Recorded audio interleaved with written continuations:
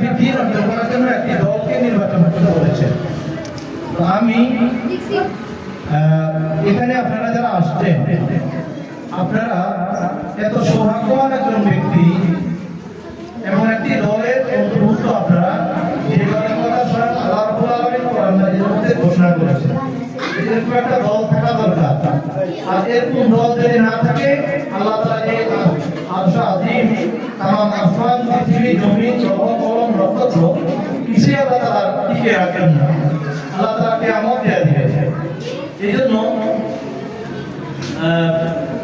এই জন্য আপনারা ওই দলের অন্তর্ভুক্ত হতে পেরেছেন, কারণ আপনাদের সন্তানরা এমনি শিক্ষা অর্জন করছে, তাহলে আপনাদের সন্তানরা হচ্ছে ওই দলের অন্তর্ভুক্ত। কথা বলে ঠিক না? আপনারা এদের ওই দলের অন্তর্ভুক্ত, কারণ আপনার সন্তানরা এমনি অর্জন করছে।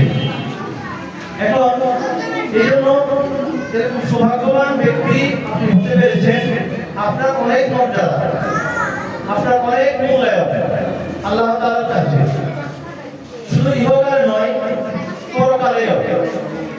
হাসর ময়দানের কথা একটু স্মৃতিচারণ করি। হাসর ময়দানে কোরআন হাকিমের মধ্যে বা হাদিসে যেভাবে বর্ণনা আসে, হাসর ময়দানে সকল হাফেজদের বাবাদের মাথায় এবং মাদের মাথায় আল্লাহ তাআলা নূরের টুপি পরিয়েছে। তো জাহান্নামে হাসর ময়দানে মানুষদের চোখের মধ্যে একটা আলো ঝলক করবে। সবাই একে অপরকে বলবে, এই আলো ঝলকানিটা কোথা থেকে আসে, এই আলোটা কোথা থেকে আসে। তখন ঘোষণাকারীরা ঘোষণা দিবে যে যে চেহারার মধ্যে আলো আপনারা দেখতে পাচ্ছেন, চোখের মধ্যে যে আলোটা লাগছে, এই আলো হচ্ছে ওই সময় গর্বিত মাদের মাথার মুকুটের আলো, ওই সময় বাবাদের মাথার মুকুটের আলো, যে সময় মা এবং বাবারা তাদের সন্তানকে দ্বীনের জ্ঞান এবং ইলমে দ্বীন অর্জন করিয়ে তাদেরকে আলেম বানিয়েছেন, হাফেজ বানিয়েছেন।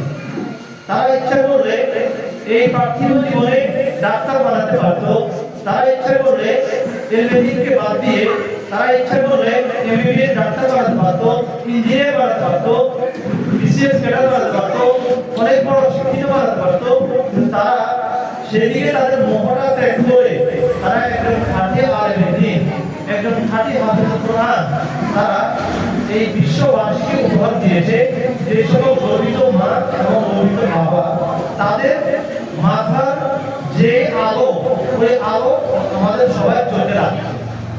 সুবহানাল্লাহ বলবেন না? এই জন্য কোরআন হাকিমের এত মর্যাদা।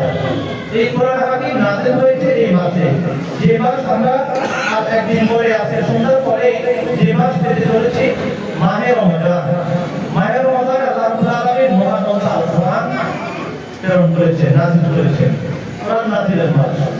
তো এই কোরআন নাযিলের মাসে আমরা সবাই কোরআনের দিকে যত্নশীল হব, সবাই কোরআন শিক্ষার দিকে আমরা মনোযোগী হব।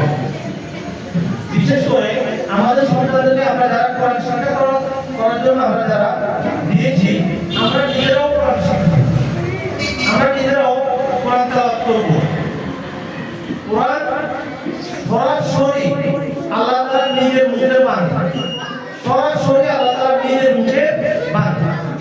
আল্লাহ তাআলা হাসর ময়দানে যখন সকল হিসাব নিকাশ সব শেষ হয়ে যাবে, জান্নাতীরা জান্নাত পেয়ে যাবে, জাহান্নামীরা জাহান্নাম পেয়ে যাবে, তখন জান্নাতীরা জান্নাত পেয়ে যাওয়ার পরে জান্নাতীদেরকে আল্লাহ তাআলা বলবেন, তোমাদের আর কোনো চাওয়া পাওয়া কি আছে?